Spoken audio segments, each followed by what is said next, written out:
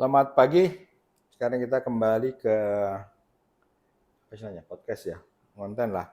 Dengan Mas Monco mungkin nggak bosan ya, cuma nanti mungkin topiknya agak lebih lebih ke arah masalah ada MP juga, yang sifatnya umum juga, dan sifatnya yang ngobrol aja. Mumpung Mas Monco lagi di Jakarta ya Mas Monco ya. Boleh, boleh. Untuk yang kali ini nih kita akan mensikapi karena saya usianya sudah 57, saya ulang tahun loh kemarin. Selamat ulang tahun Mas Oh, Arif. Mas 57? 57. Masih pemuda itu Mas. Mas Monco itu udah 60 bro. Saya juga baru ulang tahun Mas. Kapan? 15 Oktober. Oh ya, usia 70. 70. Nah, sekarang kita akan mereview dari Iya, umur kita yang sudah dihabisin segitu itu dari sisi kesehatan dan dari sisi latihan ya. iya, Yang mungkin tidak terbatas pada merpati putih aja, tapi secara umum, karena ini juga akan ditonton sama orang umum. iya. Itu yang seperti kita tahu bahwa, ini kita mulai aja ya, Iya, silakan. mungkin udah pada kenal sama Mas Monco. Jadi yang dari kita itu, dari usia itu, ada beberapa hal yang sudah pasti akan membuat usia kita tuh lebih bermanfaat dan menjalani hidup tuh dengan bahagia lah. Yaitu satu, masalah kesehatan, gitu kan. Masalah kesehatan itu bisa dipenuhi dengan olahraga, makanan, sama tentang gaya hidup Iya, ya, atau mengelola stres. Yang jadi sekarang adalah bahwa jika kita sudah memiliki suatu paket eh, kesehatan atau teknik tertentu dalam olahraga, itu kayaknya nggak bisa jadi jaminan juga gitu loh.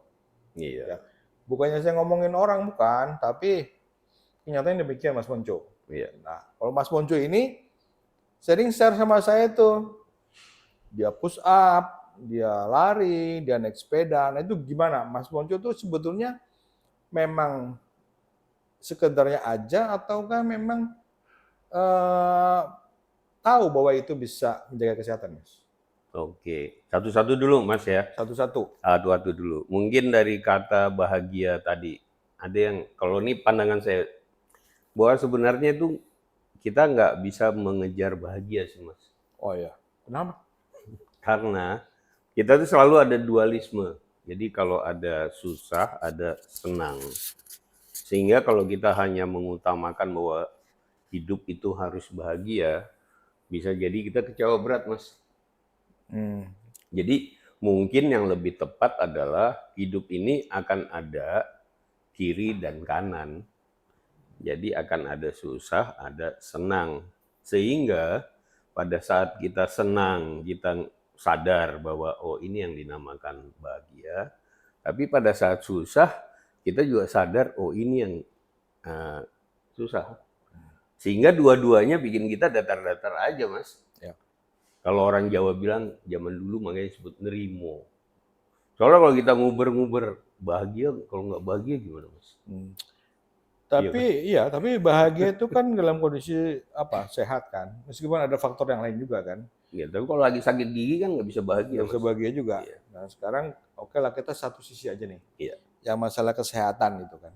Yang Mas Ponco tuh apa, Strava ya?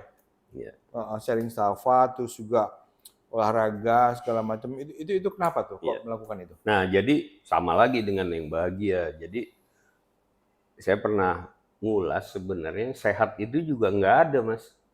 Yang jelas begitu kita berhenti di umur pertumbuhan katakanlah 28 mungkin ya, saya nggak tahu dari Hmm. sisi medisnya. Hmm. Hidup itu yang namanya fungsi-fungsi semua badan akan declining, menurun semua. Nah, jadi yang kita sebut sehat sebenarnya adalah menjaga agar decliningnya, declining itu bahasa Menurun. Indonesia, menurunnya itu Menurun. agak melandai gitu loh Mas.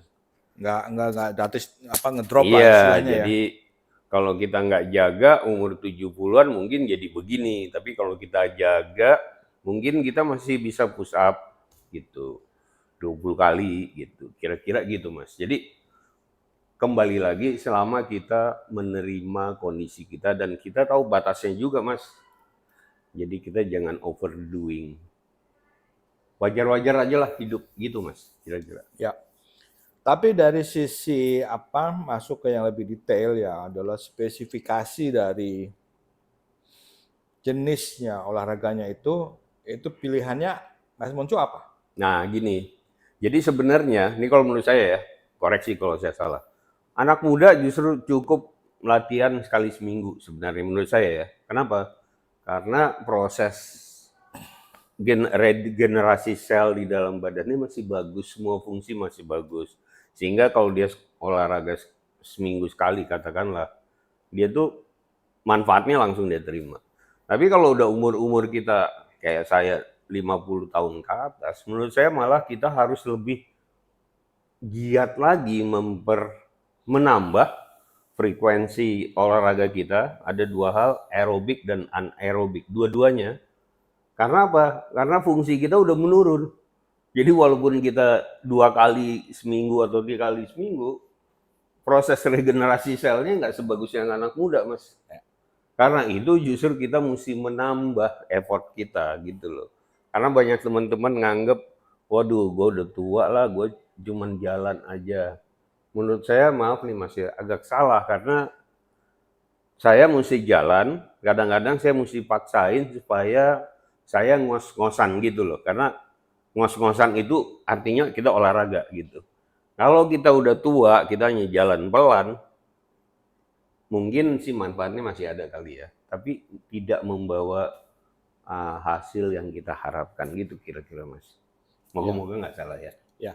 Gitu. Tapi kalau dari ya betul itu dari sisi ininya dari sisi kesehatan yang sudah dijurnalkan ya atau yang sudah diakui dan baiknya diaplikasikan itu memang olahraga pertama adalah 150 menit per minggu. 150 menit per minggu. Per minggu. Artinya kalau olahraganya itu buat usia berapa tuh? Nah, itu buat usia yang semuanya sama. Nah, oke, Gitu. 150 menit. Nah, terus juga harus mencapai taraf olahraga, yaitu ngos-ngosan. Ya, yang benar, iya. Capek dan meningkat terus. Iya. Jadi nggak bisa push up 10 terus seumur hidup tuh nggak. Iya. Harus nambah 10, 20, 30, 40 gitu kan. Terus tapi spesifik pada yang orang tua, latihan beban, Mas. Iya. Latihan beban untuk memperbesar otot-otot supaya tidak terjadi sarkopenia atau osteoporosis. Iya. Nah, di situ itu maka pilihan dari olahraganya itu menjadi lebih spesifik kepada beban. Iya. Tapi aerobik tetap Iya. ya untuk pelatih jantung ya tetap juga dilakukan. Jadi memang makin berat. Nah, yang menjadi menarik di Mas Moncu ini ya, saya aja tuh udah males banget, Mas. Iya. Kenapa Mas Moncu tuh masih semangat aja gitu kan? Itu gimana motivasinya? Kenapa Jadi kok masih motivasinya bisa? sebenarnya gampang. Apa karena di Australia jadi Iya. sepi gitu? Sebenarnya nggak gitu. Motivasinya sebenarnya gampang. Pertama, karena saya tinggal di Australia, saya melatih di sana sebagai pelatih. Kalau kita melatih bela diri atau kita melatih yang sifatnya kebugaran, bisa kebayang kalau pelatihnya sendiri nggak bugar, Mas. Ya. Gitu. Jadi Pelatihnya nggak bugar. iya, Mas gimana mau kan belajar sama saya kalau saya pelatihnya sendiri nggak bugar. Nah, tapi untuk itu ada positifnya ke diri saya. Jadi saya emang terpaksa, beneran kepaksa Mas. Jadi ada motivasi tapi membawa manfaat balik kepada stamina saya jadinya gitu. Gitu kira-kira. Jadi dengan melatih itu sebenarnya ngebantu. Kalau kan kita mesti ngasih lihat contoh gerakan misalnya. Kita mesti mampu memberi contoh gitu. Ya. Jadi nggak bisa kita Jadi hanya justru sekedar dengan teori kita gitu, Mas, melatih itu malah lebih memotivasi ya. Memang sih saya juga biar nggak malu, Mas. Hah? Biar nggak malu lah. Bukan.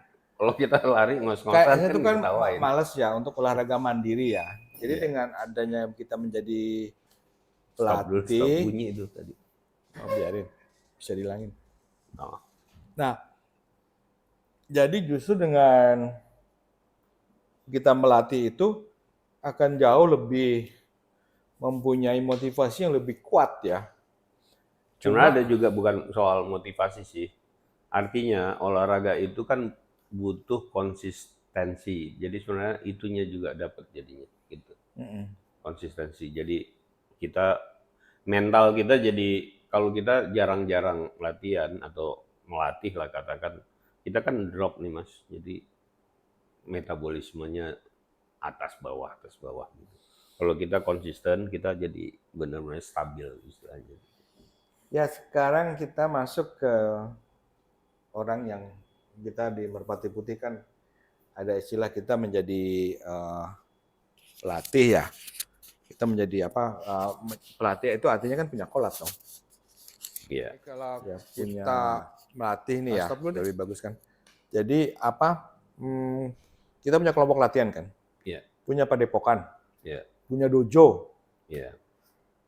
Lah kalau di Australia, Mas Monco emang ini apa ada ya kelompoknya ya orang-orangnya yang akan dilatih ya?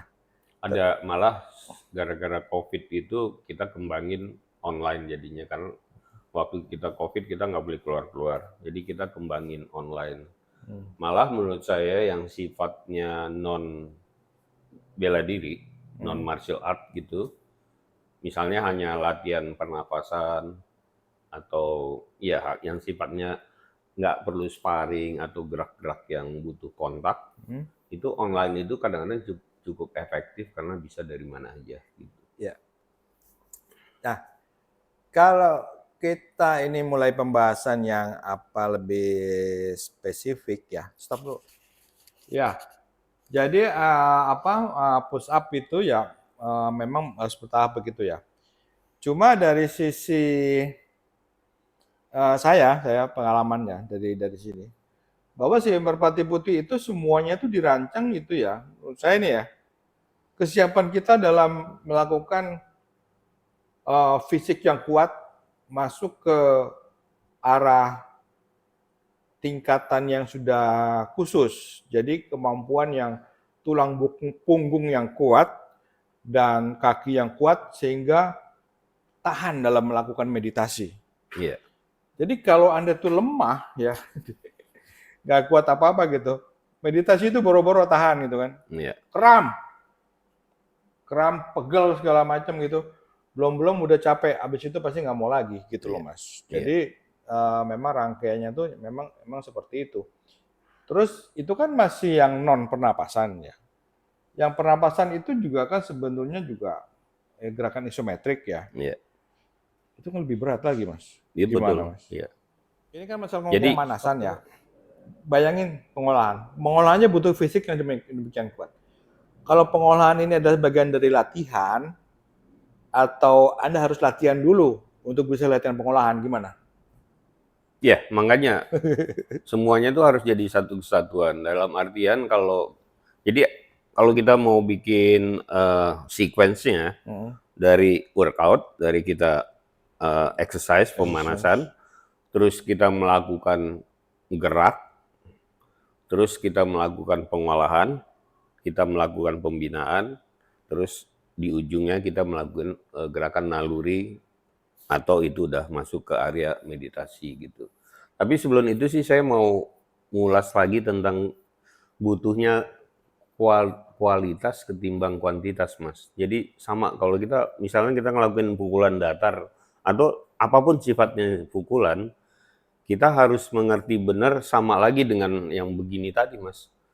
Bahwa kita gradually kita tarik napas pada titik impact-nya itu adalah full kondisi kita full kejang di sana dan di sanalah titik ujungnya kita tahan napas Mas gitu. Nah, teknik kualitas itu yang harus kita ulang-ulang. Kita perlu dapatkan dari perlahan sampai tambah teori lakuin secepatnya, tapi proses itu kayak belajar main piano Mas. Pelan habis itu bisa gitu. Jadi yang perlu kita latih itu sebenarnya kualitas ketimbang kuantitas. Ya. Ini yang mungkin kurang sering di apa ya, Jadi maksud saya dilatih. gini Mas, Ya. si pengolahan itu kan berat ya.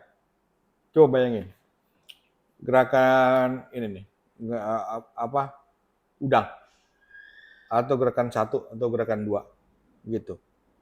Itu apa, kalau Anda tidak sempurna atau Anda merasa kakinya sakit atau Anda itu kan nggak mencapai dada perut satu lah udah keluar lagi, udah bocor gitu kan.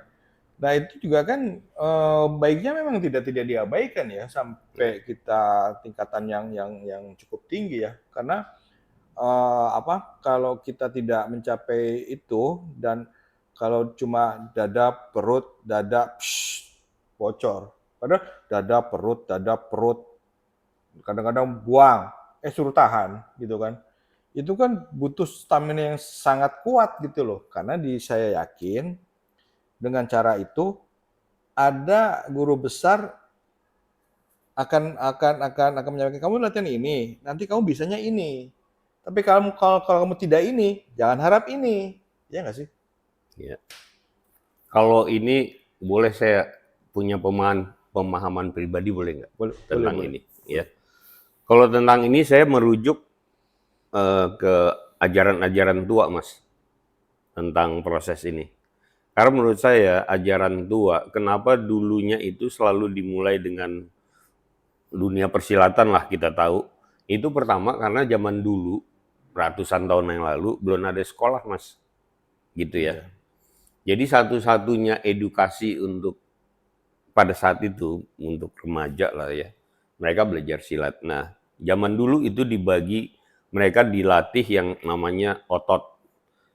Kalau bahasa Cina buku silat, ini referensi saya buku silat Cina nih Mas. Tapi bukan Koping Ho ya, Chin Yung. Beneran, legenda dari Tiongkok. Kalau Koping Ho dia ngarang sendiri. Bahasa Cina. Chin Yung terus disadur sama orang Indonesia, Oh. pesilat juga, namanya OKT. Ya kira-kira gitulah. Nah, itu dibagi dalam 4 tahap. Pertama, guakang, mereka belajar silat. Pibu, diajarin berantem. Pokoknya serba otot lah yang kita nonton-nonton di film-film silat. Buak. Habis itu mereka masuk belajar luekang, Mas. Luekang itu mereka sebut tenaga dalam. Di sini mereka mulai Oh nggak bisa luekang langsung karena butuh fisik yang kuat, Mas. untuk si luekang Iya, itu. jadi dia bawa air dari bawah sampai ke bukit, turun. Yang sifatnya fisik, push up, apapun yang sifatnya fisik. Latihan berantem, sparring, bla bla bla. Gitu. Nah, begitu masuk luekang, mereka mulai latihan yang disebut pernapasan tenaga dalam.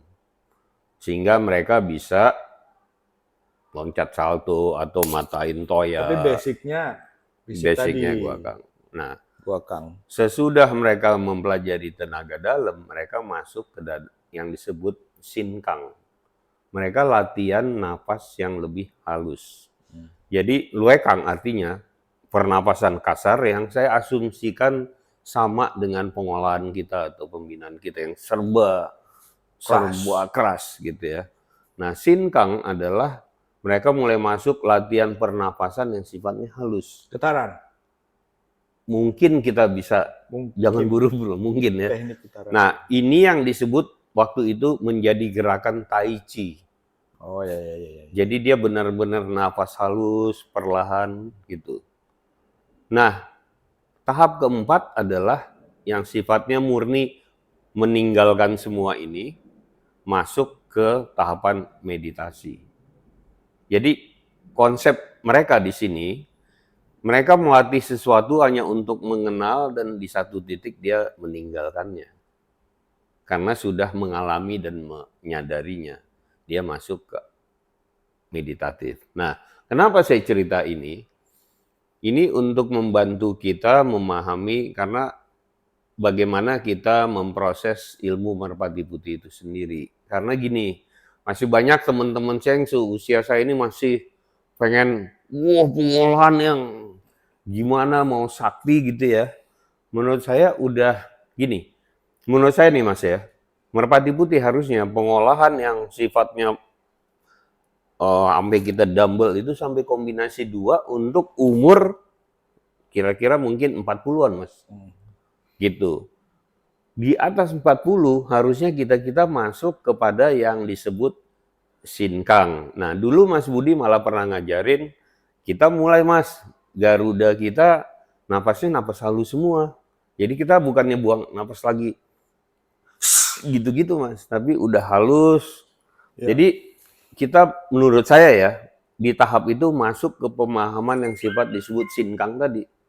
Semua serba halus, disitulah yang mungkin kita mendalami ilmu getaran kita sebenarnya di sana gitu. Nah, kalau kita udah masuk ke sana 40 sampai umur kita 60 sampai 70 lah boleh lah ya. Boleh lah ya 70. Habis itu kita masuk ke tahapan meditatif. Meditatif itu artinya adalah kita mulai meninggalkan karena misalnya saya nih Mas, saya udah nggak punya keinginan lagi untuk mecahin mata-matain gitu ya. Buru-buru ntar ini tulang keropos patah lagi tangan. Tapi di dalam saya udah nggak punya keinginan untuk itu gitu. Saya nggak punya keinginan untuk seru-seruan gitu. Makanya keinginan saya itu masuk ke alam meditatif, malah yang lebih fun. Main piano gitu, main Nah, harmonika. tapi masalah tadi olahraga yang harus ditekuni terus sampai tua gimana? Harus, semuanya harus. Oh, Semuanya, jadi yang namanya fisik itu tetap, tapi yang metafisiknya harus meningkat. Dari yang luekang, sinkang, ke meditatif. Nah, kalau kita mau pakai bahasa kita, berarti adalah nafas pengolahan, ya, yang sifatnya masih keras sampai, dan yang pembinaan, itu harus terus, tapi pada ujungnya yang menjadi poin utama adalah meditasi gitu. oh gitu ya. Mungkin tidak tergantung dari tingkat. Nah ini dia nih. Ini tergantung dari tingkatan ya, bukan masalah usia lah. Ada usianya 50 masih balik 2. Itu ya bisa dibilang ya belum bisa mencapai juga ya, karena harus melalui tahapan, bukan tahapan umur, tapi maksudnya tahapan Anda sudah melewati dasar 1, dasar 2, balik 1, balik 2, habis itu ke belum, gitu kan. Kan nggak bisa tiba-tiba Anda terus nggak apa-apa terus memperdalam getaran dan meditasi, sementara basicnya nggak ada itu kan. Itu juga nggak. Kalau ini sih agak sulit, tapi saya hanya sekedar ngasih wawasan, mumpung Mas Arief ini bagian lead bank. Jadi 200 tahun yang lalu kalau kita belajar seperti ini Mas, sebenarnya tidak ada yang disebut ranking. Ranking ini hanya adalah satu metode barat ya dari zaman Romawi untuk membuat grouping orang berdasarkan batch Level. tingkatan gitu. Kalau guru-guru zaman dulu makanya dia akan mengembangkan muridnya sesuai kemampuan muridnya. Karena itu keluar istilah kalau ada jagoan tuh berbakat tulang bagus katanya gitu kalau kita baca ya. Sehingga kalau dia seorang guru mendidik 10 orang, ada orang yang nanti dia didik sebagai warrior. Kalau di kita jadi pendekar Mas. Kenapa? Karena tangan kanan sama tangan kiri, kaki kanan, kaki kiri cepetnya sama. Dia itu lahir sebagai fighter. Dia harus dikembangkan sebagai fighter, sebagai persilat, pendekar lah istilahnya. Kalau kita tidak seperti dia, jadi kita yang belajar kita bisa dinamakan diri kita pesilat Mas. Tapi kalau orang yang benar-benar dia fighter, dia itu pendekar Mas. Gitu, ada bedanya. Nah, ada murid yang satu, dia didik supaya talenta ke pengobatan. Kalau murid yang satu talenta ke dalam filosofi kebatinan gitu-gitu. Sehingga setiap orang akan berkembang sesuai dirinya. Nah, disinilah masalah kita bukan di Merpati Putih aja sih ya. Kita jadi rancu. Kadang-kadang gini, dasar 2 kadang-kadang kita latih getaran jadi Mas. Nah, yang tua mau khusus. Kagak jadi-jadi. Nggak jadi Nggak beneran. bisa-bisa. Jadi bukan masalah tingkatan sebenarnya. Lebih setiap individu punya talenta masing-masing. Nah, kadang-kadang memang kasihan gara-gara ya ilah gue masih balik satu mas gitu loh. Jadi kadang-kadang kita jadi ya saya nggak tahu, itu saya ngasih PR aja gitu mas. Ya, tapi ya itu kita bisa melakukan diskusi juga bahwa tergantung Anda latihannya seperti apa. Ya, Terus targetnya seperti Biar siapa, kita yang ada melatih diskusi. siapa, berapa lama Anda berlatih. Oke, jadi saya caranya rasa apa, udah direview cukup belum jelas ya. gitu kan. Malah kita udah Lalu bisa dibilang berkali-kali ngomong gagal, mungkin bisa dibilang masalah ini. tidak bisa gitu kan. Cuma kita Tapi akan kalau Anda lebih, udah nggak pernah latihan, nggak pernah menegaskan datang, lagi bilang nggak bahwa bisa ya wajar lah. kalau Mas. kita umur oh iya, iya. Ya, itu kita tidak bisa mengurangi ya stop dulu. aktivitas fisik atau kegiatan fisik Tolong karena di- masalah otot kita yang menyusutkan. Iya. Harus dilatih. Tulang-tulang merapuh juga. Mas. Tulang-tulang merapuh juga ya. Jadi harus dilatih dengan kondisi latihan tertentu yang bisa dikatakan bahwa latihan regulernya Merpati Putih itu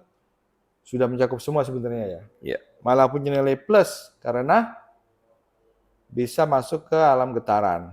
Kok alam getaran? Teknik latihan untuk getaran demikian. Ya Mas Muncu ya? Iya. Saya rasa itu aja, mungkin ada kata terakhir ya Mas Muncu. Saya kira juga udah cukup jelas. Sama yang mungkin bagian litbang, saya semangat dengan kita Merpati Putih kan buka buat anak-anak kecil mas. Ya. Nah itu waktunya kita yang seperti saya bilang, bagaimana kita mengklasifikasi murid, apakah dia menjadi atlet, apakah dia menjadi pesilat. Nggak apa-apa, nggak ada yang apa istilahnya nggak jelek jadi pesilat gitu loh. Tapi kita harusnya punya jadi murid yang cikal bakal jadi pendekar mas. Karena pendekar ini menurut saya adalah cikal bakal jadi guru mas. Guru itu harus pendekar gitu. Jadi saya nggak pernah mau menyandang guru karena saya instruktur. Kenapa? Karena saya bukan guru gitu. Kalau saya guru, saya harus mampu melakukan semua apapun yang saya ajarkan gitu kira-kira mas. Guru tuh nggak gampang gitu mas. Nah itu hanya bisa kalau kita didik dari kecil. Dari kecil emang sudah bibit Kita unggul nih. bikin program bibit unggul masuk terus ke apa kejuaraan-kejuaraan, kita akan dapat bibit-bibit yang satu hari akan jadi guru-guru. Merpati Putih hebat mas. Ya. Gitu. Sekarang udah hebat sih ya. Mumpung gua kan anak MP, masa gua nggak bilang hebat. Ya gue juga. Ya. Oke. Oke, terima kasih. Terima kasih.